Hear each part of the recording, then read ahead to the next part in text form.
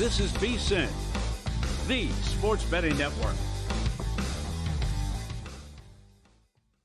The numbers told the story, they always do. It's one of those idiots who believe in analytics. This is a numbers game with Gil Alexander on VSiN. Good Monday morning to you. It is a numbers game at VSiN, the sports betting network, VSiN.com, Game Plus, iHeartRadio, and YouTube TV. Of course, SiriusXM channel 158 as well. It's Gil Alexander, guessing lines, week number 3, National Football League, alongside my little buddy Kelly Bidlin. Hey, how we doing?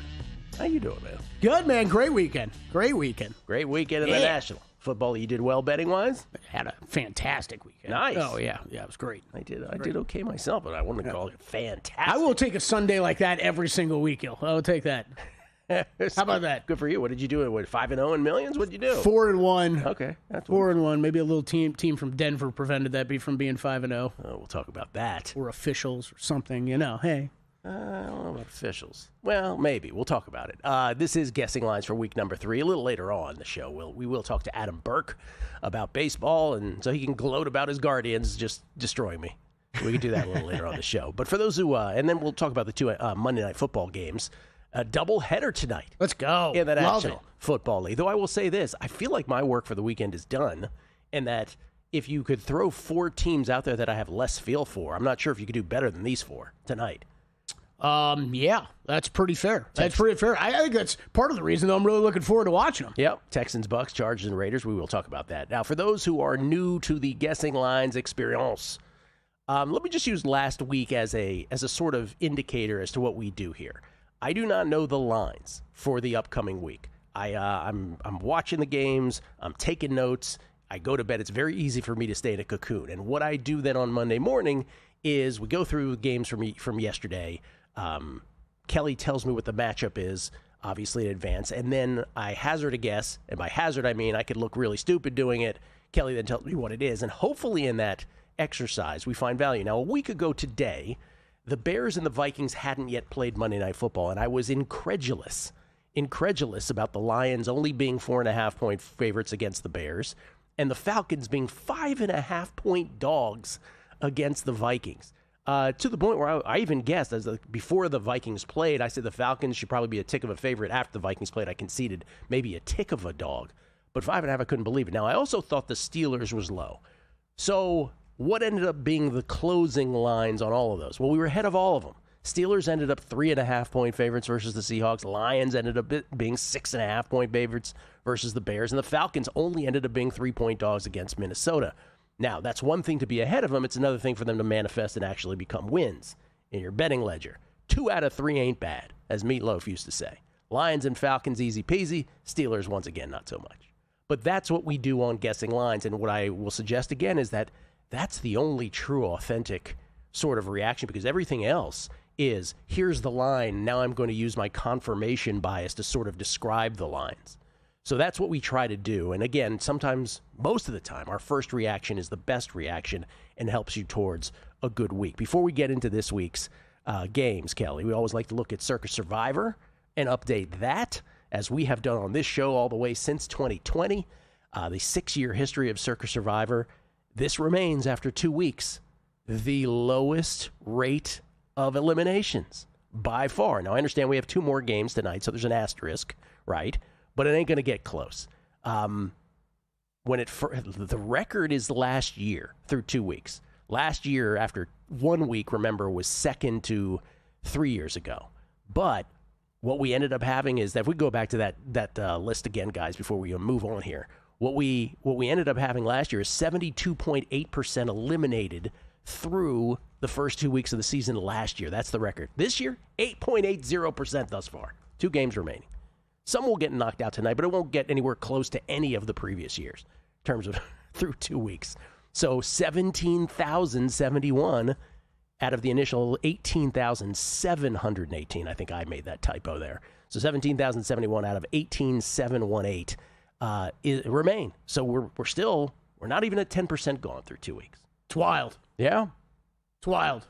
One big game had a lot of impact on that one yesterday, Gil. A lot of close calls. By the way, I was involved in it, that's for sure. Dan, if you could show that other one you had there. Here are the top 5 Circa. This is the top 5 Circa Survivor selections. Yeah. Arizona, Baltimore, Dallas, the Rams, and Detroit. They all got there with the, I will say, Arizona and Dallas being some easier than others, being the real tough ones.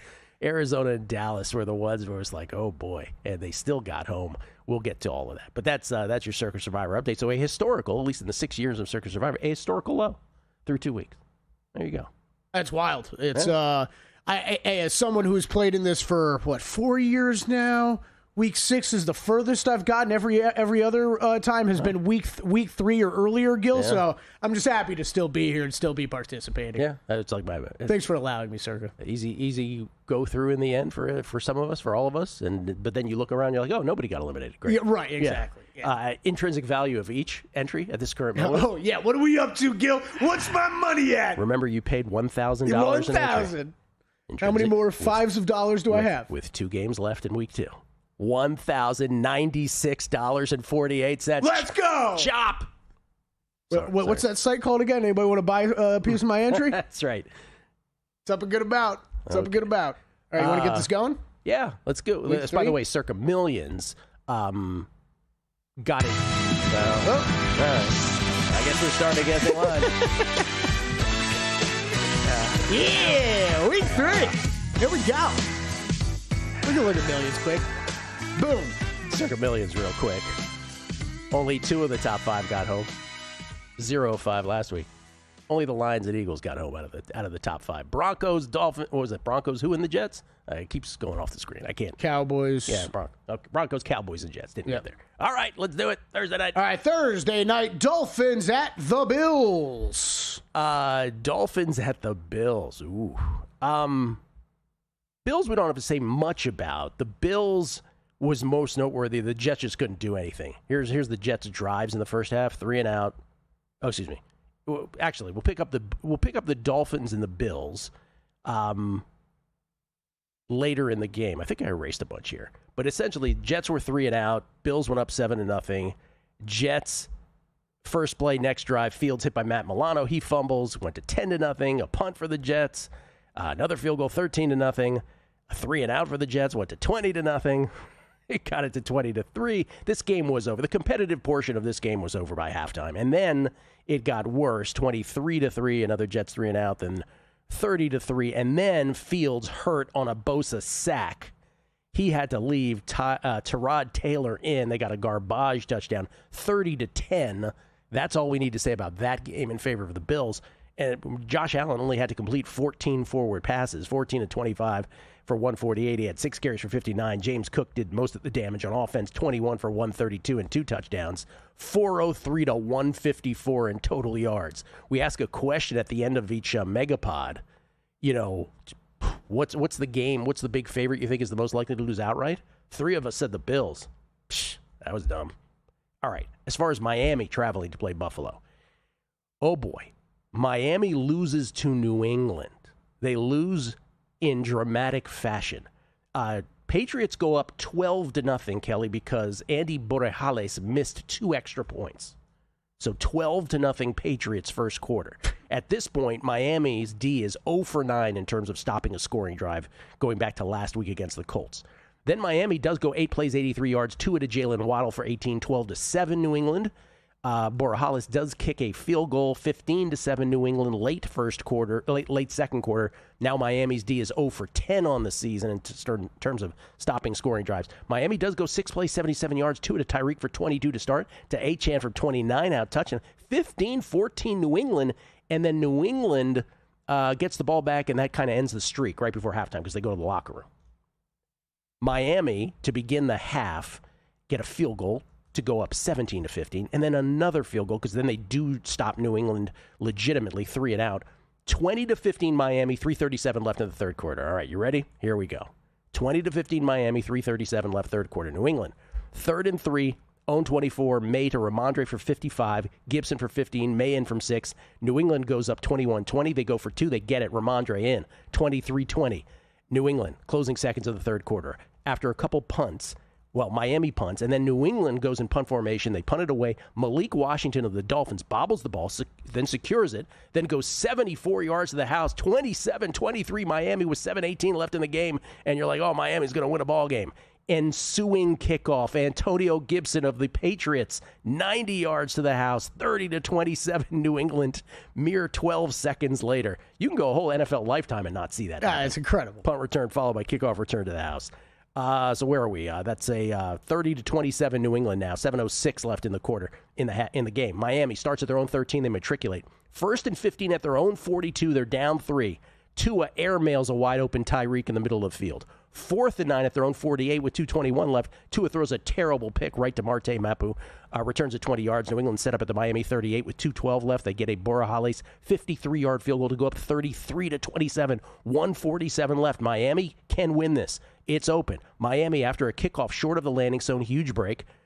Landing zone, that is. Huge break. They start at their own 40. Down 6. They get it to 1st and 10 at the New England 44. Tua to HN, sprints past the D on the sideline, touchdown, Miami's going to win this. But no, he stepped out of bounds at the New England 26 with 1:09 left. Still plenty of time, but false start, delay of game, incomplete, 8-yard pickup, sack.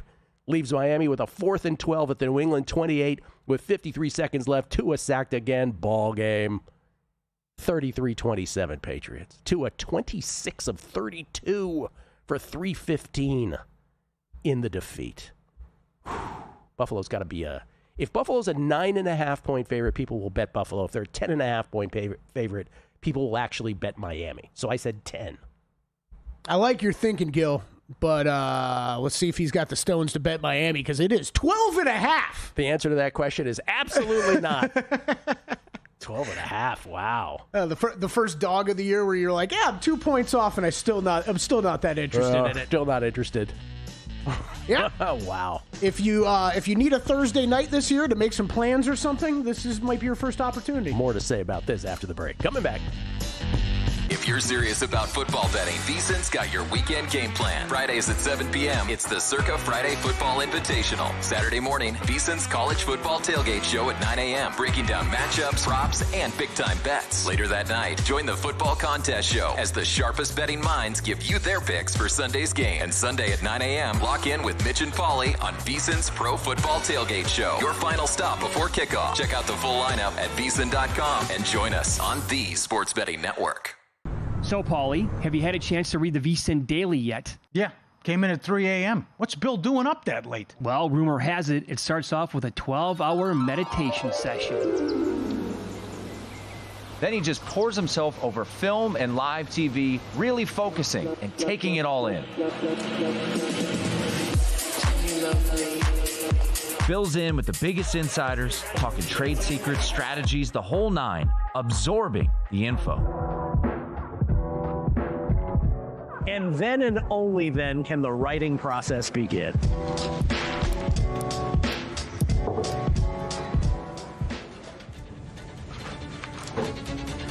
In Las Vegas, Bill's Late Night becomes your early morning. Wake up to the very latest betting insights in your inbox with the VSiN Daily. Sign up for free at vsin.com/newsletter.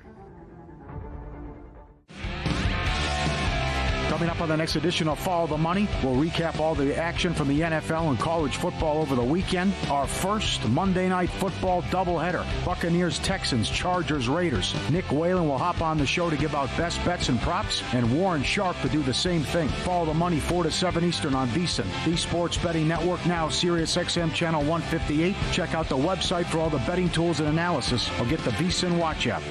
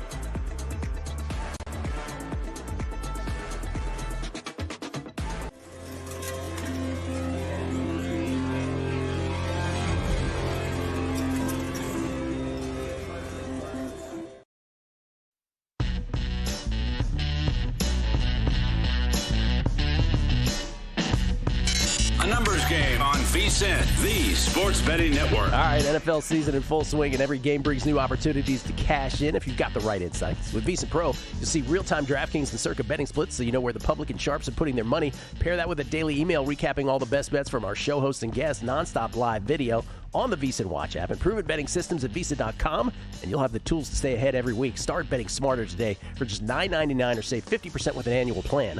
Visit VSiN.com/subscribe. That's VSIN.com/subscribe. Skill Alexander, we get tweets at Beating the Book. Always appreciate the feedback. The numbers, guys. Hey, Gil, guessing the lines, an exercise in winning. Thank you, sir. I hope so. Hope we can do that every week. Xavier82, Jacob, the Arizona Cardinals really made it a sweat for no reason the last 2 minutes of that game for my Survivor entry. Yours and everyone else who had them, Xavier. Yeah. New Mania. Yeah, we'll get to all of this. Joe Burrow, early favorite for the first three-time NFL comeback player of the year. Probably should have led with this for those who missed it this morning, and we will get to that game. Joe Burrow, obviously, folks know with the turf toe yesterday against the Jaguars. And the question last night after he left the game was, all right, well, with a turf toe, and again, with turf toe, the question becomes, do you need surgery or don't you? Well, Adam Schefter reporting this morning that Joe Burrow will need toe surgery that will sideline him a minimum of 3 months. So what's that? That's mid-December. That's week 15-ish. If the Bengals are still alive, keep in mind they're an improbable 2-0. Both weeks, improbable wins. They banked the 2 wins. They do have, right? They are going to have themselves, Jake Browning. And when you think of Browning, obviously people think it's a downgrade to Joe Burrow, and it is, and no one's suggesting it isn't because Joe Burrow is generational. Most think Joe Burrow, who got to a Super Bowl already in his career. But Jake Browning, I will say this. 2 years ago when he started 7 games, they went 4-3. That year he threw 12 touchdowns, 7 picks, and his total QBR. You know how many times Joe Burrow has done better than that total QBR of Jake Browning that year? Once in his career.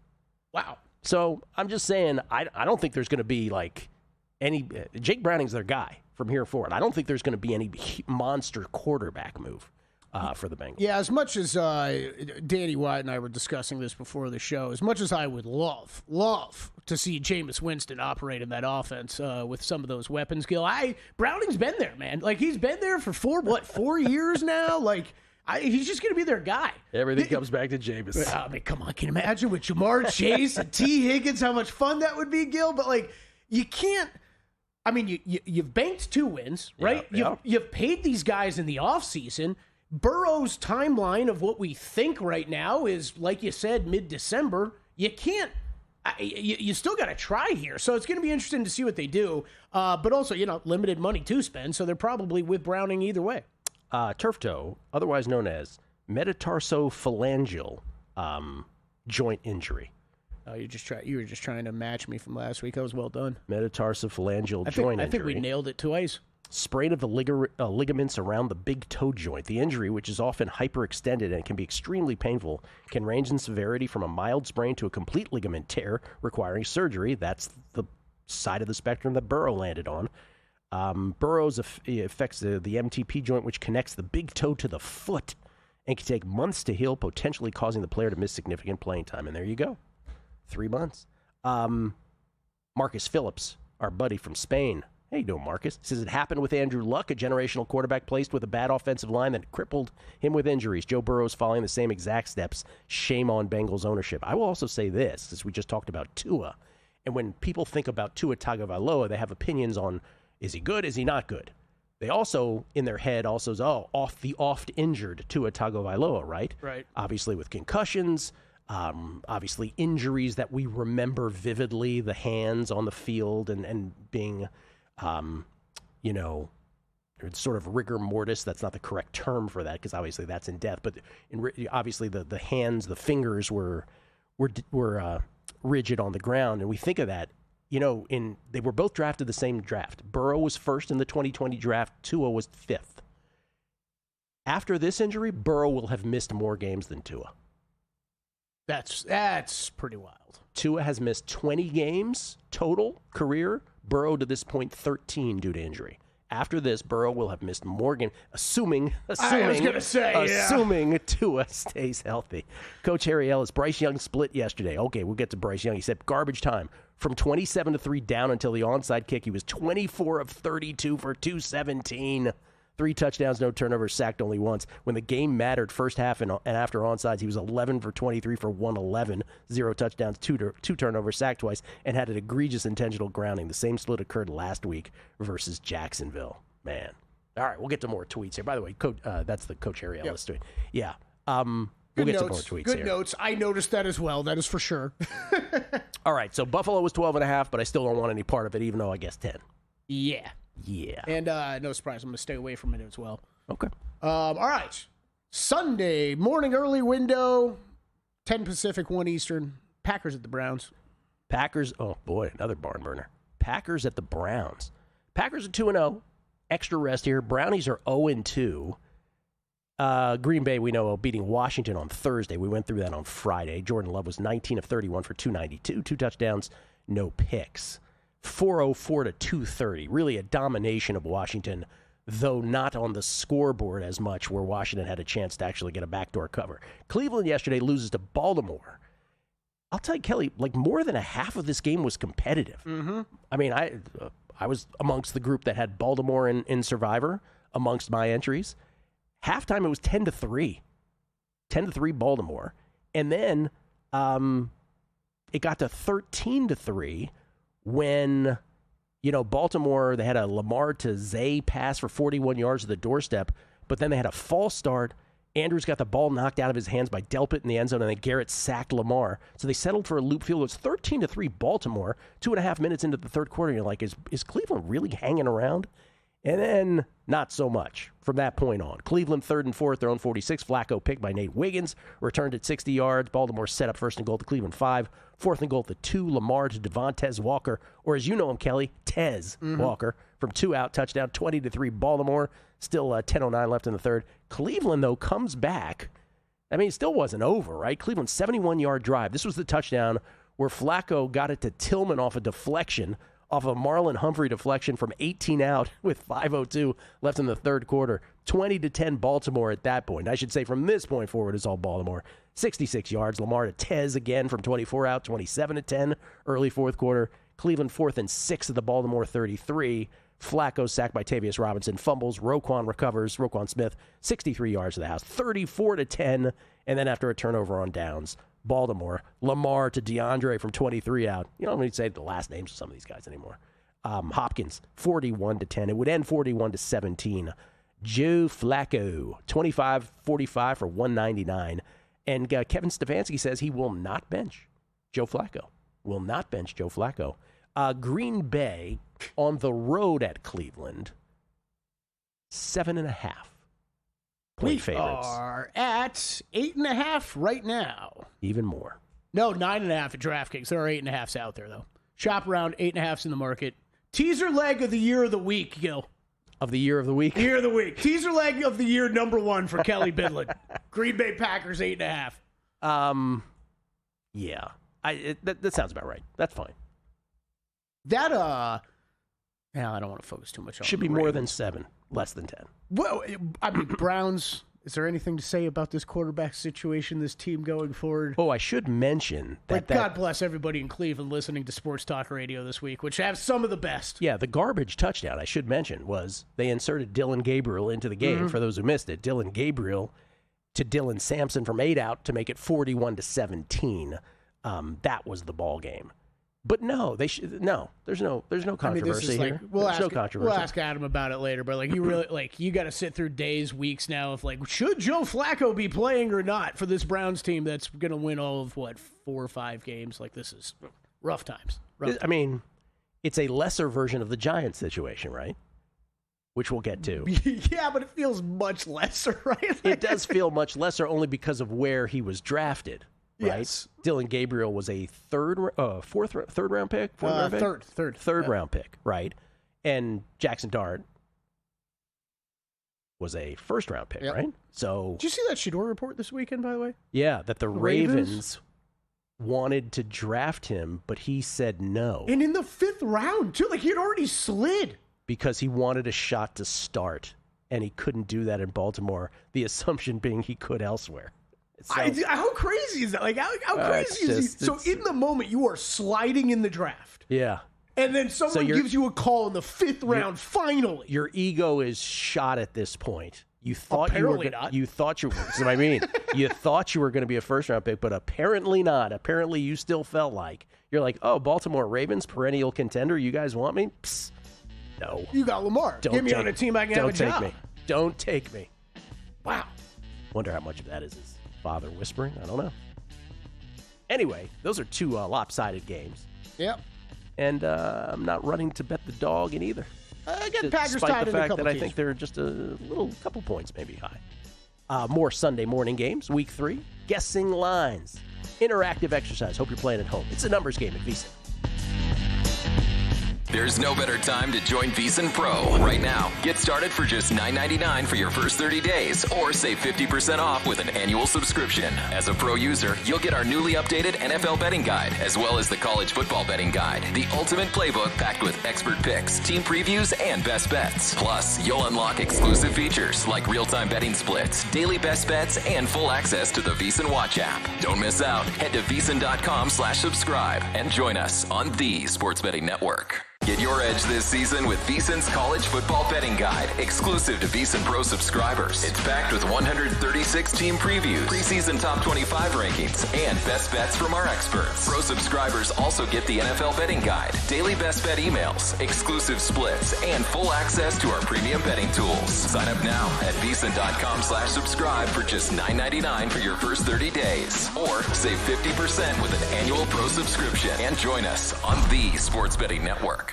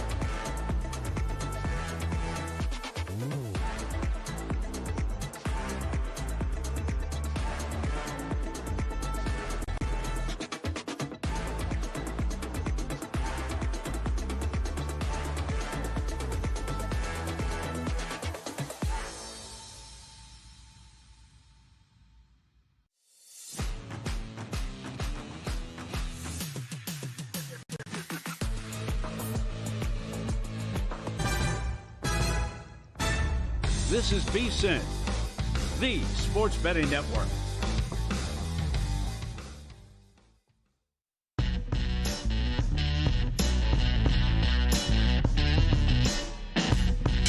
A numbers game on VSiN, the sports betting network. Kelly, you a fan of The Sopranos? Yeah. Love this. Ever wonder where the actors from that show ended up doing afterwards? What they ended up doing afterwards? Yeah, of course, always. I think we might have discovered what Lorraine Bracco's doing. Monday Night Football just got better with Bracco. Every NFL player prop is priced at a fair -110, -110 instead of the inflated -120 you see elsewhere, giving you more value on every play. And right now, get Bracco's welcome bonus. Just use code VSiN for a 50% deposit match up to $100 for new users. Plus monthly rewards, whether you win or lose. Sign up today and start betting smarter at Play Bracco. BRACCO. That's playbracco.com. We get tweets at Beating the Book. Buddhist Man. Travis Kelce is around 3 or 4 more drops from having a song written about him. He means by his wife. Yeah.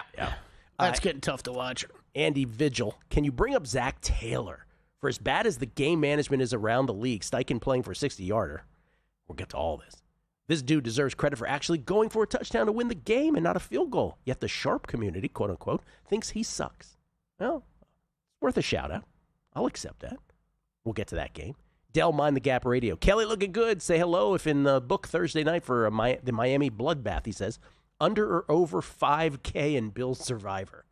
So will more than 5,000 of the remaining 17,000 plus go with the Bills this coming week for Thursday Night Football? Some people don't like division games no matter what, but 5,000 is a pretty good number. Yeah.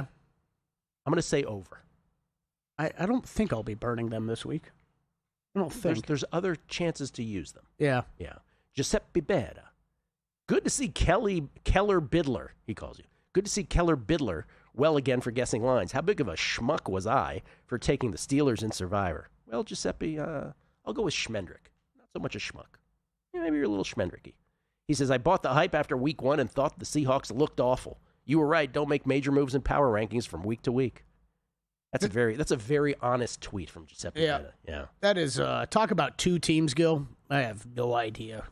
Like, I just have no idea Steelers, how good no clue. Steelers or Seahawks. Yeah. No idea how good they are. No idea. If you told me each of those teams finished with 5 wins or 10 wins, I don't think I'd be shocked. Real Knicks. I tweeted at you a few weeks ago how Tua is considered injury-prone, but nobody says Burrow is. I also provided a comparison. I love Joe, but, question mark? Oh, and by the way, I'm off my Dolphins and back to my Cleveland baseball team. LOL. Yeah, it's not fun. The Guardians. Mike Zill's Duke 90. Turf toe. Often was a career ender 20-plus years ago. The collective we, like Dolphins surgeon Danny Cannell's dad, weren't sure when to clear, wait, or operate. O.J. McDuffie sued for $11 million. Do you remember the O.J. McDuffie story with the Dolphins? He ended up with turf toe, and he sued the doctor, Danny Cannell's. Was it Danny Cannell's? I think he sued Dr. John Uribe, a former Dolphins team doctor. Yes, just Googling it here. For malpractice and negligence related to the treatment of a toe injury that he suffered in 1999. He sued, and he won he was awarded $11.5 million in damages. However, these are never over. A judge later threw out the verdict and ordered a new trial. The judge ruled that a medical manual had been improperly used as evidence in the first trial. The second trial found in favor of Dr. Uribe.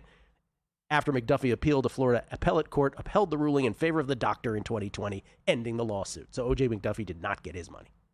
What a disgusting thing. I remember that story. I don't remember all the details of it. Can you imagine how much money is spent in court going back and forth over whether a very, very wealthy professional sports team should have to pay a very, very wealthy professional athlete? And who wins in the end? The lawyers. Of course, yes. Johnny Vegas. Kelly mentioned, quote, God bless anyone listening to Sports Talk in Cleveland this week, unquote. Kelly, any Browns fan over 40 does better things with our Sundays nowadays rather than watch the Browns. Life is too short to be sad every Sunday for decades. Oh, man. Mariners Geek. Amazing what a week can do. All of a sudden, the Bears and Vikings don't look so good. Alt unders alive. Well, I don't think you needed this week to know that about either. Quite frankly, that was part of my bets last week. I mean, guessing lines. That was part of my reaction. Like, people overreact. Like, oh, the Vikings are good. And the Falcons are not. The Falcons are 5.5-point dogs. What are we doing? The Lions are only 4.5-point favorites against the Bears. What are we doing? Like, it's the overreaction is incredible. That one I'm a little angry at. I'm a little angry at him. I didn't play. Did you end up playing any alts in Detroit? No, I didn't play anything. A little angry about that. All right, what's next? Myself. AFC South we go, Gil, to Nashville, Tennessee, where the Titans host perhaps the best team in the division, the Indianapolis Colts, coming to town. Oh, wow. Sunday early window. Oh, this is a pretty interesting game. Unlike the first two, this is pretty interesting. Because you're right. I think the Titans are better than their record, and I'm not sure the Colts are as good as their record. So this game starts, we're talking about the Colts and the Broncos yesterday, 13-7 Indianapolis, early second quarter. Let's start there, where the Colts at this point, 10 drives to start the season with a score. Dating back to last week. 13-7, they're up. Then it's just a trade-off. Denver, 7 plays, 67 yards. Nix to Troy Franklin for 42. The big play, Nix to Franklin from 3 out. 5 plays later, 14-13 Broncos, 10:42 left in the second quarter. Then Indianapolis, turnover on downs when on 4th and 1 at midfield. Tyler Warren, no gain. So that ends the Indianapolis streak. Denver from midfield, helped by an Indianapolis unsportsmanlike, a hold and a PI. All 3 of them. Nix to Adam Troutman. More bounce to the ounce from 2 out, 21-13 Denver. 3:03 left in the second quarter. Then Indianapolis, 6 plays, 81 yards. Jones to Alec Pierce for 44, the large chunk. 2 plays later, Jones to Jonathan Taylor from 7 out. 21-20 Denver. That would be the score at the half. Third quarter, more of this. Denver, 7 plays, 60 yards. Dobbins in from 5, 28-20. It would get to 28-23. Then later, Indianapolis 3rd and 5 at their own 47. Jones to Downs for 3. And then an interesting moment in this game. I'm not sure if you caught this at 28-23. Indianapolis 3rd and 5 at their own 47. Jones to Downs. Daniel Jones to Joshua Downs for 3. So it's 4th and 2. There was a hold on the offense. So the Denver defense had a choice, 4th and 2 or 3rd and long. Yep. They said, go ahead, 4th and 2. Mm-hmm. 4th and 2, which was pretty interesting. At midfield, Jones, incomplete, intended for Warren. I find this the most fascinating thing about football that the announcers never talk about. When a team gets to, we'll see this in the last night's game too, when a team gets 4th and super short, they are almost goaded into going for it in a way that if it was 1.5 yards shorter, they wouldn't, right? Oh, because there was no hesitation. None. 2 by the Colts, right? It was like, okay, cool, you're going to give it to it, we're going for it. But it was interesting that Denver declined that and said, yeah, go ahead, go for it. Also, interesting, maybe just to me at this point, because everybody else has forgotten about him, but, I guess no Anthony Richardson short yardage package has been developed or anything like that. Who are you referring to? 28-23 Denver, 3rd play, 3rd and 3 at the Indianapolis 28. They're matriculating, but Nix picked by Cam Bynum. Indianapolis from their own 9, 3rd play, JT for 68. Jonathan Taylor sets up another Schrader field goal. 28-26 Denver, 8:33 left. Denver, Lutz, 42-yard field goal tried. Doinks off the right upright. It stays 28-26 Denver with 3:15 left. And then Indianapolis with all 3 timeouts in the 2-minute warning from their own 32, down 2 points. Kelly, they get it to the Denver 40. Then they take a 2 they ran it into the line 3 times. They're at the 40 of Denver. Yep. You still have a mammoth long field goal, and Shane Steichen just goes, yeah, this feels good enough. Bro, you don't have Brandon Aubrey. I know this kid is good, Spencer Schrader.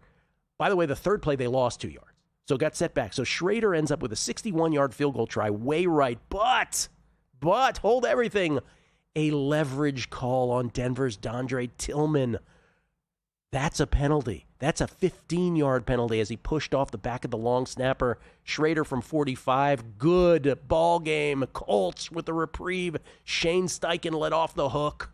29-28. Colts win it. Daniel Jones, 23 of 34 for 316. Uh-oh, Kelly. Uh-oh. Better get Mako.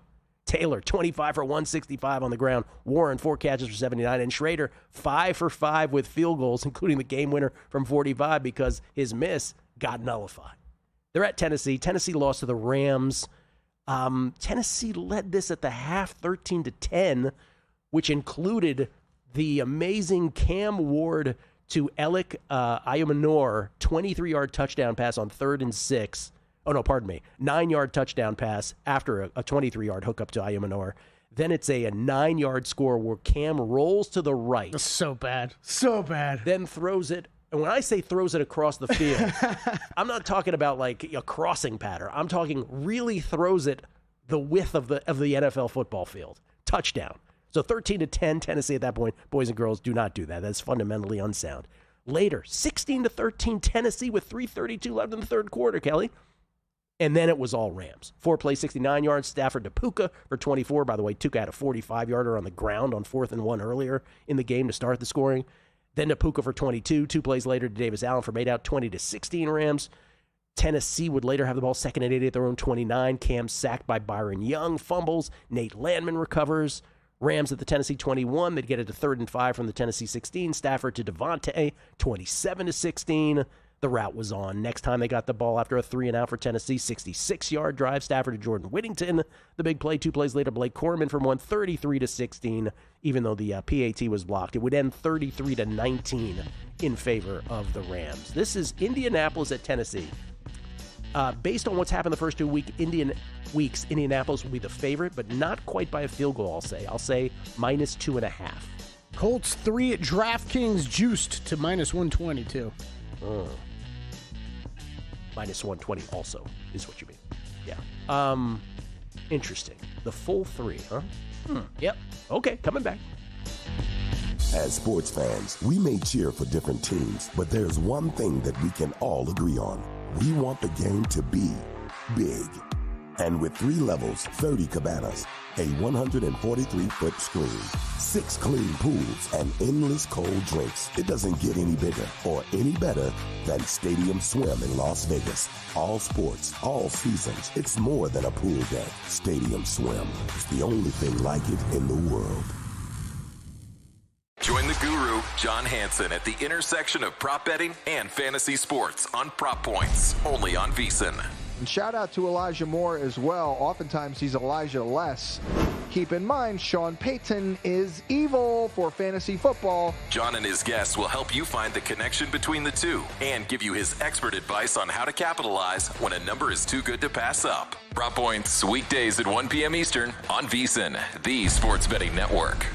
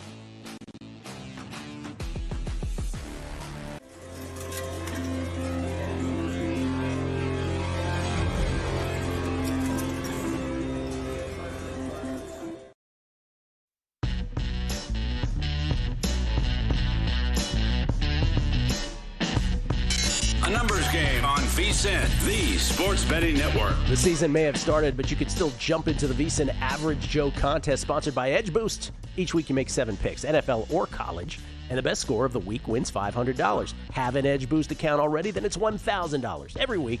And if that's not enough, there are quarterly prizes too. Airfare to Las Vegas and a free 2-night stay at Circa Resort and your chance to be on a VSiN show. Free to play. You can enter anytime at VSiN.com/Joe. By the way, tennis season, while the slams have ended, the tournaments have not. I'm playing matches in Seoul, Korea. Oh. Why did Mexico get the week off? Not as big of a...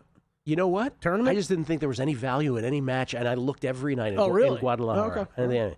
But in Seoul, Korea, kamsahamnida, by the way. Little clean sheet over the weekend for VSiN Pro subscribers at VSiN.com/picks. Nice. One quali, one match on Evelise last night. So, pays to subscribe. We get tweets at Beating the Book. Rhodes knows. I know you said Browning is the guy, but if the Giants want Dart to start, would Russ be an upgrade? Thanks for the great show. Thank you, Rhodes. I don't think we're going to see Russell Wilson play for the Bengals, but would he be an upgrade? Yeah, he'd be an upgrade. Well, I think the other, so you're gonna hear Kirk Cousins, right? The other thing to keep in mind, Kirk Cousins will be the name bantied about. The one to keep in mind with this Bengals situation, though, is unlike the Cowboys, right? Like you went and paid everybody. Yeah. So money's tight. Money's too tight to mention. And I think it's just going to end up being Browning. I mean, they're very comfortable with him as a backup. Absolutely going to be Browning. It's very consistent with that organization also to not do things like that. They're penny pinchers to begin with. And Jake Browning, again, I'll say it again. Joe Burrow's had a total QBR, only 1 year better than what Jake Browning did when he started 7 games 2 years ago. Yeah, I would just assume it's a no-namer that's just being added to the roster because they need another quarterback. Kelly Bidlin, everybody. Be added to the Bengals roster. Chris Hauser, Seahawks. That's a name, bro. Chris Hauser, he says Seahawks will eclipse Bills in Survivor picks this week. Okay. Yeah. Maybe. Yeah. Mariners Geek, while some of you amateurs were sweating out Arizona in Survivor, the smart money was resting comfortably with my Cowboys pick, he said. Tony Farmer, our buddy Tony Farmer, who I met last week or the week before, says, I lost one Survivor entry on the Broncos game. I was watching the game in the book with no volume, so I think it hurt even more because I didn't realize the flag was thrown until after I was certain the Broncos had won the game. Then minutes later, I had to sweat out the Cardinals. All this after the Giants sweat. What a crazy Circa Survivor day. It was amazing. It's brutal. It's brutal or it's exhilarating, depending on how it ends up. The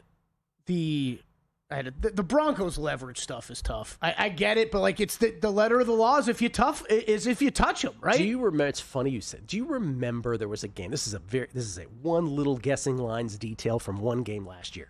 But there was a game where Minkah Fitzpatrick, I believe, put his hands, didn't push, put his hands on it. And remember, the announcers bent over backwards, and I called them on this. Bent over, because it was Minkah, right? And they're like, oh, he didn't push. They shouldn't call that. I'm like, no, dude, just because he's Minkah doesn't mean you don't call it. He put his hands on him. I don't like the rule. But yesterday was the perfect example why. It's just, hey, if you're going to have it written like that, it's a flag. That ain't the only game where players don't know the rules that we found out yesterday, which we'll get to. Yeah, that's true. What's next? All right. Early window still. The Bengals at the Vikings. The what and the Vikings? The Bengals. The Bengals. At the Vikings. And the Vikings. The Burrowless Bengals. The 2-0 Bengals, mind you. And good God, is that the most improbable 2-0 you'll ever see against what is now the 1-1 Vikings after last night. Bengals game yesterday against the Broncos. Bengals game against the Jaguars yesterday. Pardon me. Jacksonville, 9 plays, 69 yards to start. Trevor to De'Ami Brown from 9 outs, 7-0 Jacksonville, first 5 minutes. Later, Jacksonville, 3rd and goal, the Cincinnati 8. Trevor picked in the end zone by Dax Hill. Mark that, because Jacksonville had so many opportunities. That was the 3rd and goal at the 8 pick. Cincinnati then goes 11 plays, 80 yards. Burrow to Jamar from 4 outs, 7-7, late first quarter. We're tied. Jacksonville, 8 plays, 75 yards. Etienne, 30-yard run, sets up Trevor to Basul Tutin. 8-yard touchdown, 14-7 Jacksonville, 10:54 left second quarter. And then Cincinnati, 2nd and 20 at their own 40. This is the one. Burrow sacked by Eric Armstead, toe injury, leaves game, and as we found out this morning, he will need surgery. He will miss 3 months. Jacksonville, 3rd and 6 at their own 17. Trevor picked by Jordan Battle. That would lead to a field goal. Anyway, Browning would get picked, by the way, in response by Eric Murray late in the half. 17-10 Jacksonville at the half. Third quarter begins. Cincinnati now with Jake Browning, 7 plays, 76 yards. Browning to Jamar for 25, 12 and 12 on the drive to Mitchell Tinsley from 13 out. Great catch. Tapping the feet, or got the shin in anyway. 17-17, 11:05 left third quarter. Jacksonville 3 and out. Next time, Cincinnati has the ball. 3rd and 6 at their own 39. Browning picked again by Andrew Wingard. Returns at 39 yards. Jacksonville set up at the Cincinnati 35 plays. Trevor to Etienne from 11 out. 24-17 Jacksonville. 4:08 left third quarter. Cincinnati set up at the Jacksonville 47 after a nice return by Samaje Perine and an unnecessary roughness tacked on. Third play from scrimmage. Browning to T. Higgins from 42 out. We are tied again at 24 apiece. 2:39 left in the third quarter. Then, Kelly, Jacksonville, 2nd and goal at the 7. Trevor, perfect pass to De'Ami Brown in the end zone. Drop. Yeah. Settle for a little 25-yard field goal, 27-24 Jacksonville. 11:43 left in the fourth quarter. Cincinnati 3 and out. Jacksonville gets it back. 4th and 2 at the Cincinnati 47. They're up 3. They decide to punt. 4th and 2 at the Cincinnati 47. Up 3. They decide to punt. Interesting. Oh, boy. That won't come back to haunt them. Cincinnati, not the drops, not the picks in the end zone, none of it, right? Sure. Cincinnati, 2nd and 10, their own 23. Browning picked again by Devin Lloyd. He returns it for 22 yards. Jacksonville set up at the Cincinnati 12. 4th and 5 at the Cincinnati 7. 3:47 to go. They're up 3. What do you do here, Kelly? Do you go for it or do you kick a field goal to go up 6? Going for it. That's what he did. Yep. Trevor, incomplete, intended for Brian Thomas Jr., another straight drop. Cincinnati now from their own 8. They're still down 3 improbably. 4th and 3 at their own 15 with 2:45 left. This is what Andy was talking about on Twitter. They decide to go for it at their own 15 down 3, 2:45 left. Browning to Chase Brown for 13. Then a 4th and 5 at their own 33. A PI on Travis Hunter. Travis Hunter guarding, I always mess up his name. Yosivas. Yeah. Do you think that was a PI? Yeah. Set up at the Jacksonville 42. Then it was all Bengals to Brown. Or it's illegal contact. It's just a wrong call, right? It's illegal contact. I agree. I think it was a foul. To Brown for 5. To Jamar for 16. To Gesicki for 10. To Jamar for 7. Chase for 3 to the doorstep. Then offside Cincinnati. Brown for 2 to the 3. To Gesicki for 2 to the 1. Browning over the top. Touchdown. 31-27 Bengals. 18 seconds left. The game ends on a Hendrickson sack of Trevor. Wow. That is a just messed up loss for the Jaguars. Picks in the end zone, drops by multiple receivers. Just incredible. They're going to be a fun dumpster fire all season long, Gil. Yeah. It goes back to my list, right? There's some teams that have been off on that list so far.